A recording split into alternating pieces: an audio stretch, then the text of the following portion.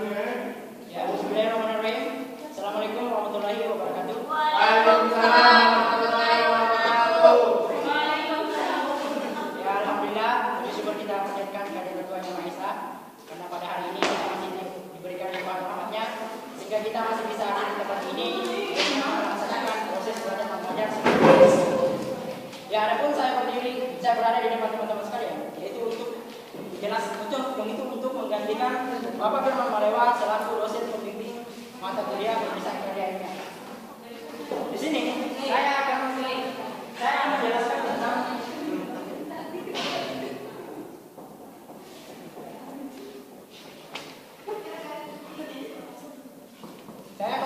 karya tulis ilmiah. Namun sebelum saya menjelaskan lebih jauh, saya akan memperkenalkan diri terlebih dahulu.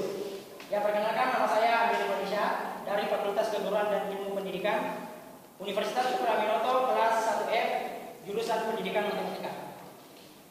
Mungkin pada saat saya menulis di papan tadi, ada teman-teman yang bertanya bahwa apa sih karya tulis ilmiah tersebut? Bagaimana sih karya tulis ilmiah itu? Apa saja sih karya tulis ilmiah itu? Ya, karya tulis ilmiah adalah karya tulis yang isinya berusaha memaparkan suatu pembahasan secara ilmiah yang dilakukan oleh seorang penulis atau peneliti untuk memberitahukan hal secara logis dan sistematis. Karya ilmiah juga biasa disebut dengan karangan. Menurut Broto Yoyo, karangan ilmiah adalah karangan ilmu pengetahuan yang menyajikan fakta dan ditulis berdasarkan metodologi penulisan yang baik dan benar. Adapun dari jenis-jenis karya tulis ilmiah, yang pertama itu adalah makalah.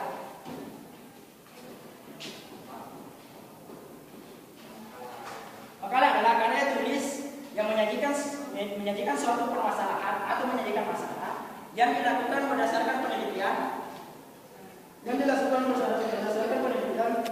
yang bersifat empiris objektif atau sebagai hasil kajian yang disampaikan dalam suatu pertemuan ilmiah atau yang berkenaan dengan tugas-tugas perkuliahan yang diberikan oleh dosen. Dan yang kedua adalah kertas kerja. Kertas kerja adalah karya tulis yang memiliki kertas kerja adalah makalah yang memiliki tingkat analisis lebih serius. Kertas kerja ini jarang ditemukan dalam perkuliahan, dikarenakan kertas kerja itu hanya dipresentasikan dalam sebuah seminar ataupun loka karya. Yang ketiga itu adalah skripsi.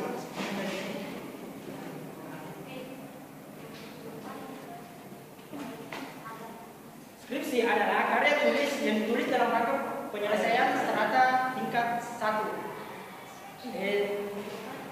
Skripsi ini merupakan karya tulis yang isinya mengemukakan pendapat penulis berdasarkan pendapat orang lain yang dilakukan berdasarkan penelitian yang bersifat empiris objektif dan ditulis dalam rangka pelaksanaan. Yang kedua adalah tesis. Tesis adalah karya tulis yang ditulis dalam rangka penyelesaian program strata tingkat 2. Pembahasan dalam tesis mencoba untuk mengungkapkan persoalan ilmiah tertentu dan memecahkannya secara analisis kritis. Jadi, di dalam sebuah tesis, isinya itu berupa permasalahan ilmiah dan pemecahan masalahnya. Yang kelima adalah disertasi.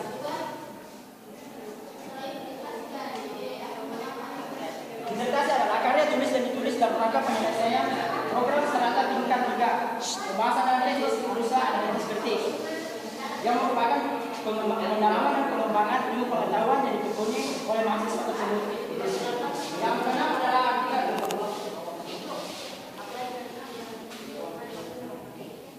Artikel adalah karangan prosa yang dibuat dalam media massa yang membahas isu tertentu, persoalan atau kasus yang berkembang di dalam masyarakat secara luas. Selanjutnya ada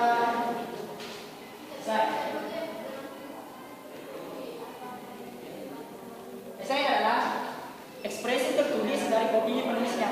Jadi seseorang itu tidak bisa membuat sebuah esai tanpa sebuah opini, di mana opini tersebut dikembangkan menjadi terbentuklah sebuah esai.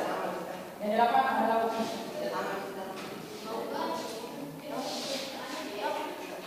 Opini, mungkin teman-teman sekalian sudah tidak asing lagi dengan apa yang bilang opini, karena mungkin sudah familiar sekali ya. Yang terakhir itu adalah fiksi. Fiksi adalah karangan ilmiah atau karya ilmiah yang isinya berupa cerpen, taman, dan lain sebagainya. Adapun dari kesembilan ini memiliki 4 aspek yang menjadi karakteristik utamanya.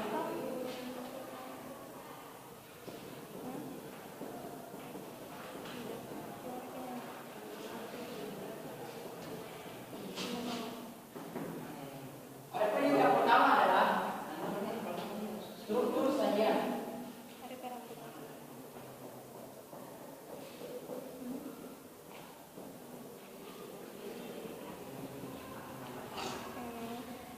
Struktur sajian dalam sebuah karya ilmiah itu biasanya terdiri dari bagian awal, bagian inti, dan bagian penutup.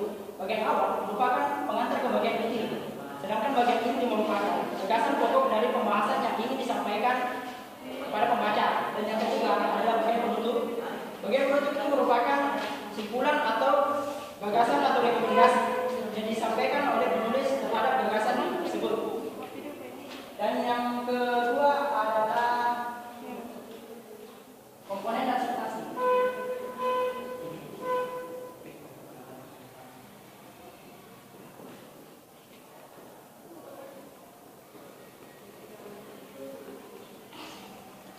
Komponen yang terkandung dalam sebuah karya ilmiah itu berbeda-beda ya, tergantung dengan jenisnya masing-masing. Namun setiap karya ilmiah itu mengandung pendahuluan, bagian inti, penutup, dan daftar pustaka. Ya, dan yang ketiga itu adalah sikap penulis.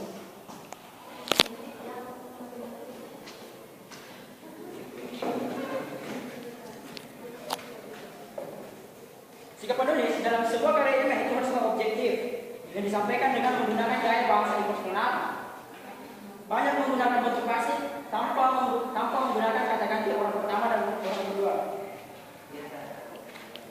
Dan yang terakhir adalah gaya bahasa atau penggunaan bahasa.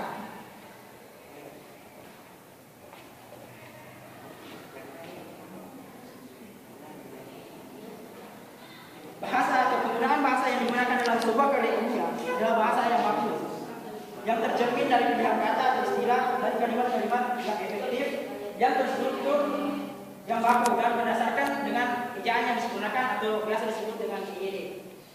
Ya, mungkin hanya yang bisa saya berikan kepada teman-teman sekalian. Mungkin di antara teman-teman ada yang ingin mengajukan pertanyaan? Ya, sebenarnya kepada saya, kendala apa yang bisa dijumpai dalam proses penulisan penelitian ilmiah? Kendala. Oke, kendala yang umumnya orang biasa temukan dalam sebuah penulisan karya ilmiah, yang itu pertama adalah salah mengerti audiens atau pembaca tulisannya. Dan yang kedua, salah dalam menyusun struktur laporan. Jadi struktur laporan itu harus disusun secara sistematis dan berdasarkan metodologi penulisannya. Dan yang ketiga adalah salah dalam cara mengutip pendapat orang lain sehingga berkesan kaget atau menciprang. Yang keempat, itu salah dalam menuliskan bagian kesimpulan. Jadi kesimpulan itu harus ditulis berdasarkan apa yang kita bahas, bukan apa pembahasannya. Dan yang kelima adalah penggunaan bahasa Indonesia yang belum baik dan benar. Jadi bahasa yang digunakan dalam karya ilmiah itu haruslah bahasa yang bagus. Yang keenam itu tata cara penulisan daftar pustaka yang kurang tepat, tidak standar dan bergeser seenaknya sendiri. Jadi daftar pustaka itu memiliki kode etik atau tata cara penulisan yang harus diikuti. Jadi tidak berkesan seenaknya sendiri ya. Dan yang terakhir itu adalah tidak konsisten dalam format tampilan. Contohnya pada margin, concise, pada kertas,